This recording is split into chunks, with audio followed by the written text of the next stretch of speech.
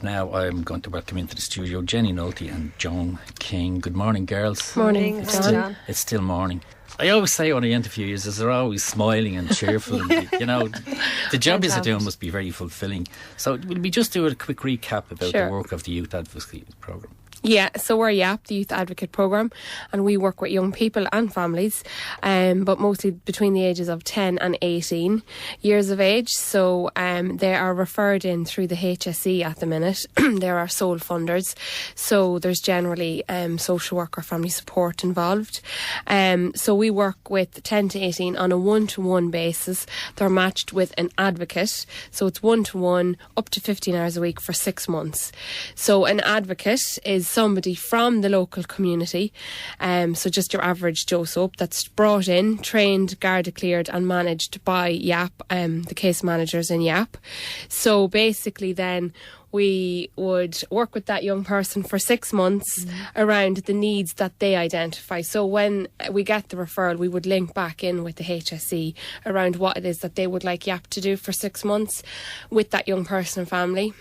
When the case managers get the referral, they would go out to that young person and family to do what's called a needs assessment. So they'd look at all the areas in their life around like education, social activities, home, religion, employment, all that. And basically the case manager says to the young person and family, what is it that you want us to support you with over the next 6 months?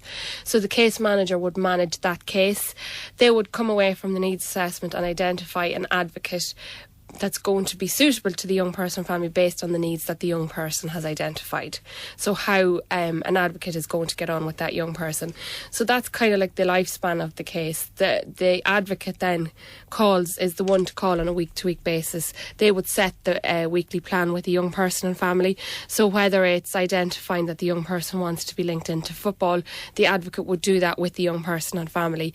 And then maybe the tasks around that goal, like if the young person needs football boots, sports gear, how they're actually going to get to football practice, involving the parents as much as we can. So that the overall aim is that when we finish after the 6 months, that young person can still go to football if that's the goal that they've identified. So that's kind of the week by week over the case of the 6 months. So there's also a 2-month review where everybody would come together and look at the goals that were identified at the start to make sure that we're achieving the goals with the young person or if there's new goals to be set. So there's a 2, 4 and 5 month review and then an exit meeting at the very end. So the case manager would manage that with the advocate. As I said, the advocates are people from the community that are brought in and trained and Garda cleared by YAP, and they're managed by the case managers. So there's fortnightly supervision and there's constant contact with the case manager throughout the case of the 6 months. Yeah, and the first time we interviewed you actually have a great success rate. Yeah. I think that's the first time you came into the studio we were talking about this great success you have. Yes, we do indeed. We have a facility to measure like the outcomes of how we work with the young person, so it's not just randomly kind of left and hanging in the air, that we actually can measure the outcomes, so we can map like how the young person is when they begin with YAP and then midway through the case and at the end of the case. So we've done a lot of research on that. Okay. Now this is the year of the European citizen. That's right. And you recently had a conference, or not an event in Croke Park. An event.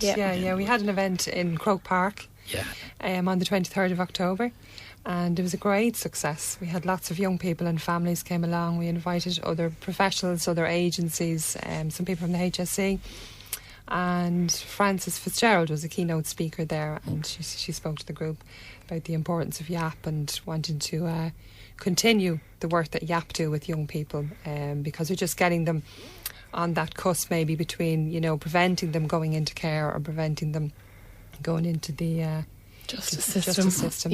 Yeah. So it was great. It was we had fun as well. It was an opportunity, I think, for young people and families to report back on how they see, how they understand what it is like to be a citizen in Ireland at this time, because often the people we work with do feel quite excluded from community. So it was to bring them together. There was a lot of work put into it over the the months coming up to it. There's a lot of different group work, and very brave of some people to get up and tell their own stories as well. And people would stand up and tell them the experience they had with YAP. We have young people, we have offices all around Ireland, so it's young people, say from Cork, Kerry, Limerick, Galway, Roscommon, all the different counties, Meath, Louth, Cavan, came together in their own areas, and it's participation is what we call it, but they kind of like aim to do something together as a group. So each area, there's also parent participation, so parents come together, and parents also stood up on the day and there was lots of, like, the participation groups, as Jenny described, and they'd be from all over the country, and they all kind of presented their own piece of work. So around the country, like, there was one group had done a work on an allotment, so they had grown their own vegetables and golden wonder potatoes, and cooked a meal then, with their own vegetables. With their own vegetables, and invited people, and people in the HSE offices and that came along to it. So that was, great. To just, people have different ideas. And mainly these ideas come from the young people, because in the participation groups, they'd be managed by case managers, and advocates would be part of it. But we want to draw out from the young people and the parent in the parent participation, like what it is that they want to say, because the purpose of it is to hear the voice of the young person and the families. In Dublin, they put together like a DVD, which was really kind of quite funny bits as well. It's great to see them work them together. And one boy from our participation group actually wrote a rap song, and two girls sang it, and the talent was just incredible. It was actually, some people were, there was tears rolling down some people's faces in the audience. It was really, really good, and just fantastic. It's a great celebration. With the support of YAP, to see that these young people would have been excluded from groups on many occasions and wouldn't feel maybe that they are being heard. There'd be a general sense of the young people. General sense of young people anyway.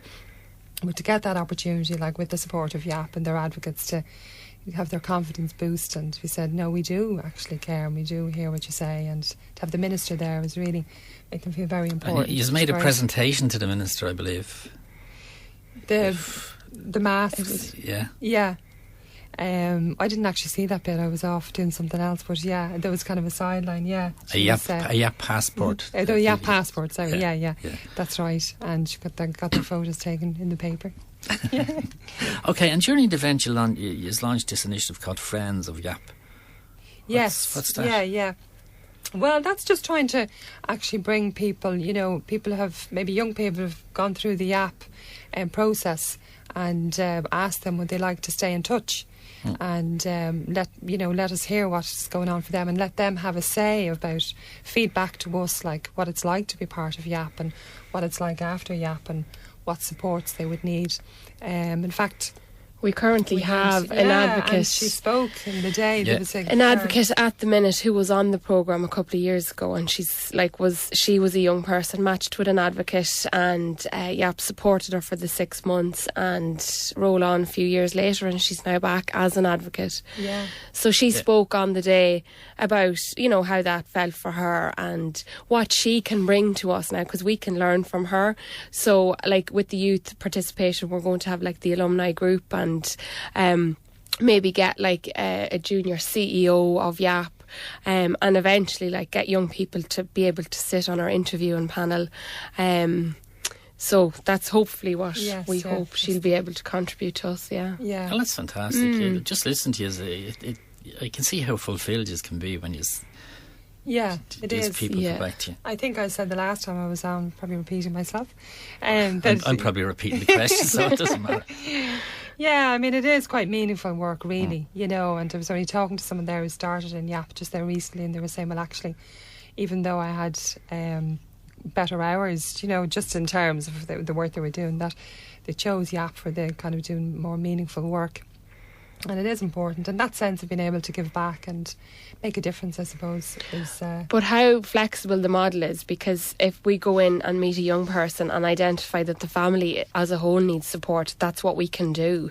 And now the model has reached out to, in Louth, we're taking cases from disability. Disability you saw the model and seen how flexible and how practical support it can give young people with disability, so that they're seeing that this can work, and it's the same model that applies to young people with disabilities, and it's great to see that we can reach out to so many people. Yeah. And in fact, one, parent would have wrote a speech out on the day, like just when you mentioned there about the whole family being part of it, and that she was just talking about how it does impact, that's what's the big learning for her, it's the whole family that kind of can make a little shift as well. And, seeing the family as a community and being in a way like a citizen in that community, in your own family, and how important that is to realise that, that it's not just the young person, but how we can move as well from family to family, case to case, and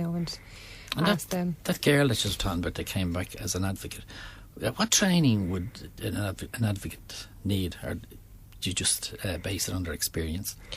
We don't have any requirements, basically. We want people that have life experience, so if they come hand in hand with qualifications, then we take that, but we don't exclude people because they have no qualifications, or even people that have been through the court system. We don't not take people because they might have been in court 20 years ago.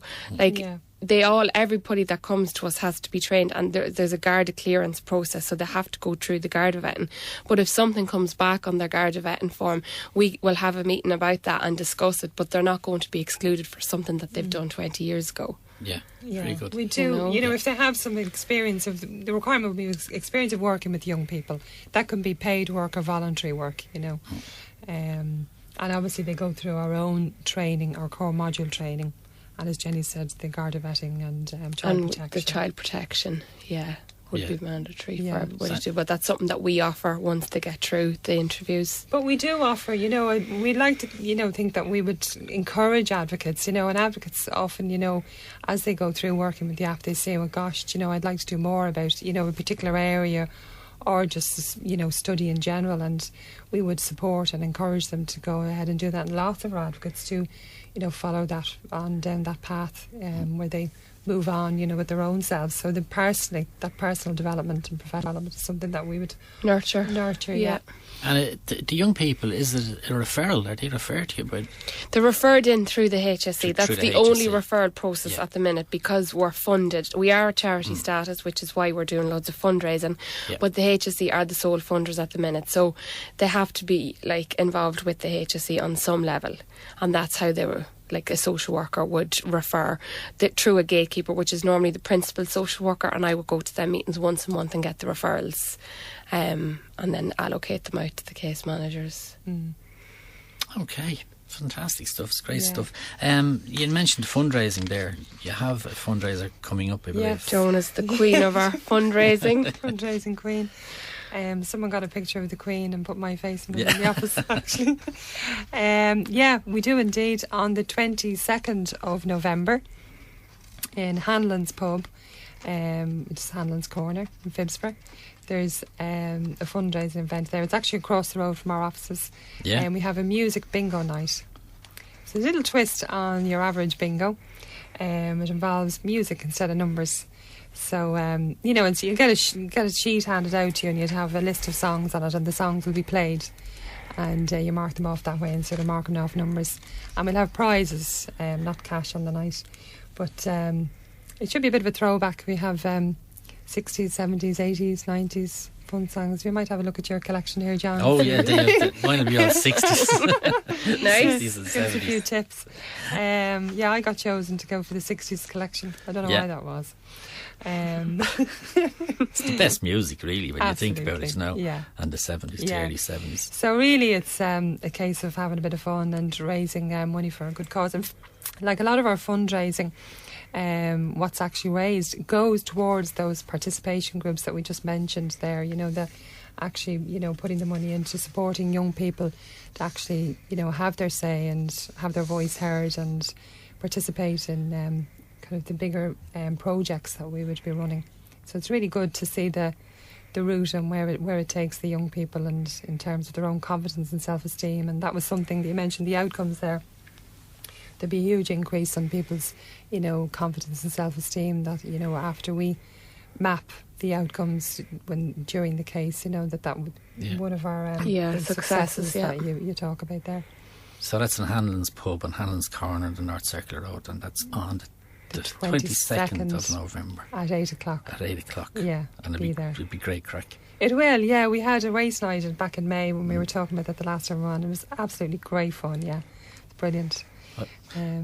The event in Croke Park, was that the first one, or is it an annual thing? It's more or less an annual thing. It will become. We had an education for all a couple of years ago, and that was really, really successful. Again, it was the youth participation groups and the parent participation groups coming together to share their experiences about education in Ireland. So it was similar to what happened. Each group got up and spoke about, or represented what the group had compiled together, and then there was the round table discussions and professionals invited and the usual. So we're hoping it will be. Yeah, and the round table discussions just on the day, it'd be a mixture of people. So you'd have young people, old people, professionals, people who work with YAP, like at the table discussing, what it's like to be a citizen, and what ideas would they have. So it was brilliant. At the table I was at, there were some people from a nursing home, and because the young people, of part of one of their groups had visited the nursing home and done some garden boxes and that.